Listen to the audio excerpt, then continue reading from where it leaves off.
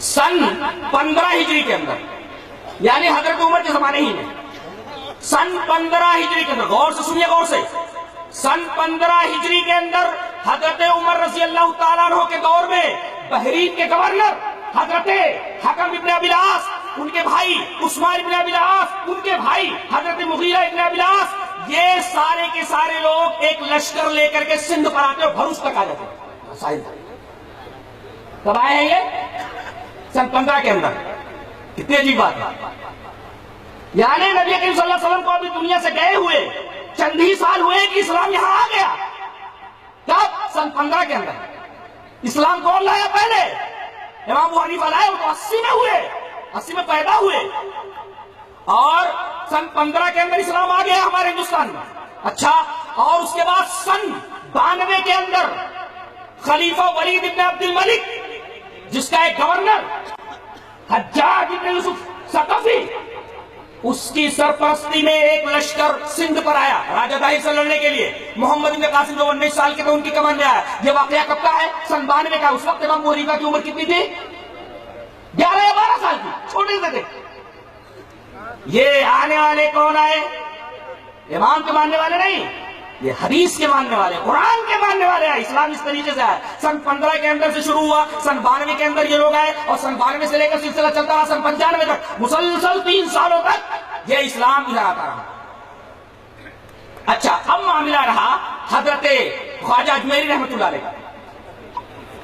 خواجہ اجمیری رحمت اللہ علیہ در حقیقت جنوبی ایران کے ایک علاقے سیستان کے اندر پیدا ہوئے سن 536 کے اندر، اور انتقال ان کا ہوا سن 635 کے اندر۔ اچھا، یہ چلے مکہ آئے، اور مکہ سے مدینہ آئے، اور ان کے جو پیر تھے عثمان ہارونی، مرشد ان کے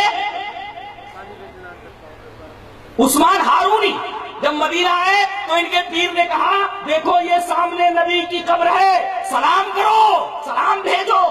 دیکھو یہاں ایسا ہوتا ہے نا، پیرا نمی پرند مریدہ بھی پرند، پیر لوگ نہیں اٹھتے ہیں، مرید لوگ ان کو اڑا دیتے ہیں۔ کہا کہ سلام کر میرے بچے، کہا کہ السلام علیکم یا سید المرسلین، سلام ہو تم پر اے سید المرسلین۔ قبر سے آواز آئی وعلیکم السلام یا سلطان الہند۔ پیرا نمی پرند مریدہ نمی پرانند، پیر لوگ نہیں اڑتے ہیں، مرید لوگ ان کو اڑا دیتے ہیں،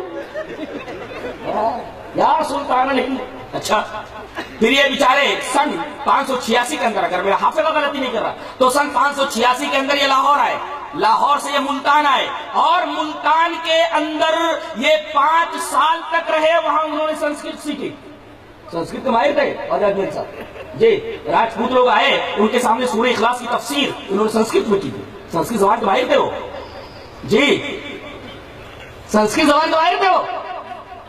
اور زبان، جہاں تک معاملہ ہے قبر سے جواب آنے کا، بالکل صحیح نہیں ہے، اس لیے کہ بات حدیث کے خلاف ہے۔ حدیث اس طرح، وعن ابی ہریرہ رضی اللہ تعالی عنہ قال قال رسول اللہ صلی اللہ علیہ وسلم انا سید ولد آدم یوم القیامہ واول من ينشق عنه القبر واول شافع واول مشفع، رواه مسلم فی کتاب الفضائل۔ حضرت امام مسلم رحمہ اللہ اس حدیث پاک کو ایسے کتاب الفضائل کے اندر لائے۔ حضرت ابو ہریرہ فرماتے ہیں کہ جناب محمد رسول اللہ صلی اللہ علیہ وسلم نے ارشاد فرمایا کہ میں قیامت کے دن تمام اولاد آدم کا سردار، اور سب سے پہلے میری قبر پھٹے گی۔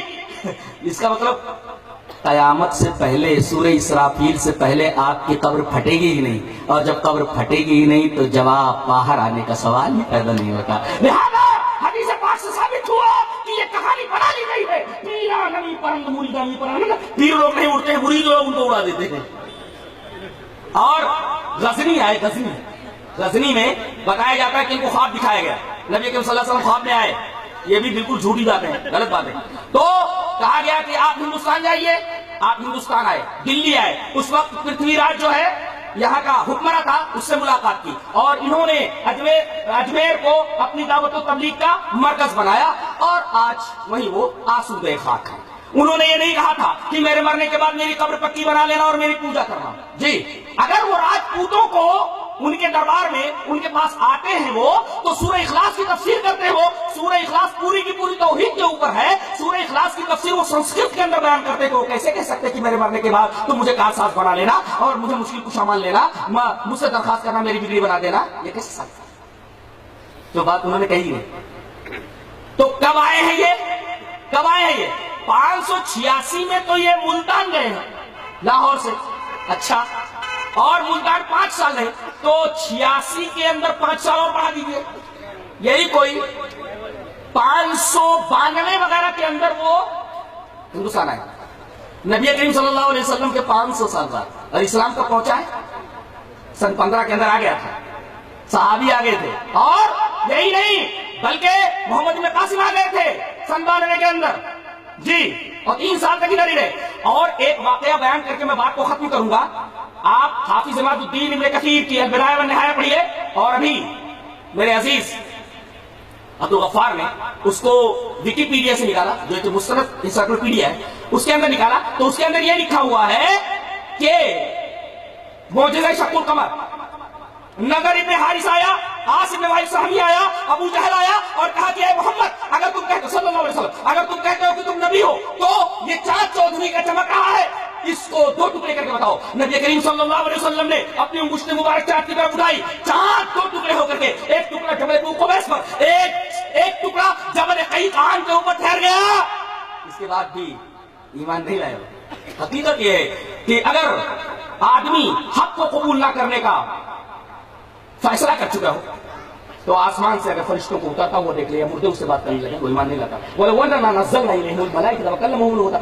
اگر آدمی حق کو نہ قبول کرنے کا ذہنی فیصلہ کر چکا ہو تو اگر وہ آسمان سے فرشتوں کو اترتا وہ دیکھ لے یا مردے اس سے بات کرنے لگے تو وہ ایمان نہیں لاتا.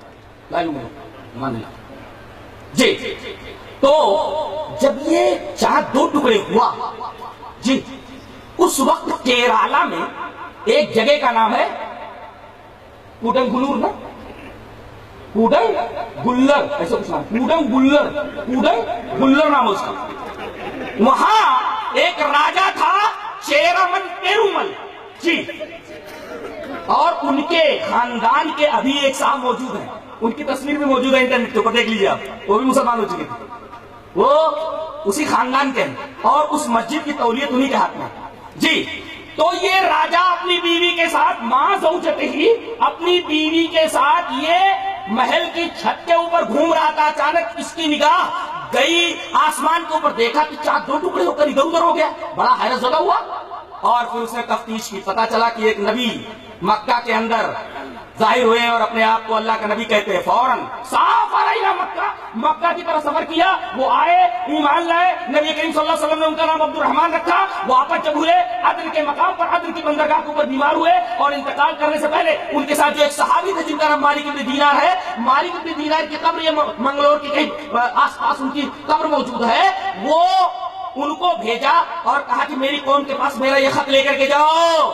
دیکھیے یہ بات کب کی ہے؟ جب نبی کریم صلی اللہ علیہ وسلم ابھی مکہ میں ہے، ابھی مدینہ نہیں آئے. اسی وقت یہ آدمی مکہ پہنچ گیا اور وہاں سے ایک صحابی ادھر آتے ہیں، اور اس طرح نبی کریم صلی اللہ علیہ وسلم کے مکی دور ہی میں اسلام یہاں آ گیا کیرالا کے. اس سے اس مسجد کا نام ہے مسجد مالک، اور اس مسجد کا نام ہے مسجد چیرامن. یہ مسجد کا نام ہے مسجد چیرامن پیرومل.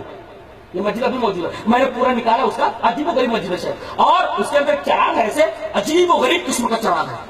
یہ بتاتے ہیں کہ اسی دن اس کی بنیاد سمجھو اس کے ذہن میں ہو گئی. سن 6 کے بعد یہ مسجد کیرالہ میں بنائی گئی. اب یہ کہنا کہ انگریزوں کے زمانے سے پہلے اہل حدیث اپنی مسجد بتائیں، ہم پوچھتے ہیں کہ سن 80 سے پہلے کس کی مسجد ہے؟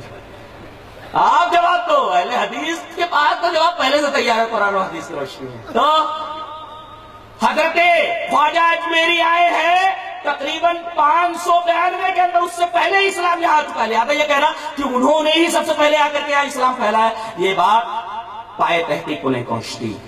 بتایا چلا کہ سب سے پہلے کتاب و سنت کی شعاع، کتاب و سنت کی روشنی یہاں آئی ہے.